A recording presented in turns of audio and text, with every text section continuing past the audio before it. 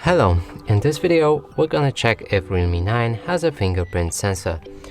So let's pick up this phone and look from all sides and search for the sensor.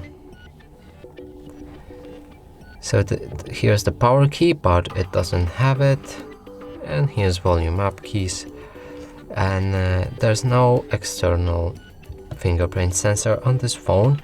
But let's try looking on our settings.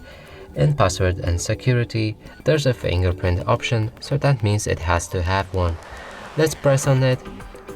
Here we'll need to unlock our phone, press OK, and yeah, the Realme 9 has a fingerprint sensor right here on the screen bottom, so you can press it in order to scan your finger. And that's it for this video. Hope you like it. Please consider subscribing to our channel, leave a like and a comment below.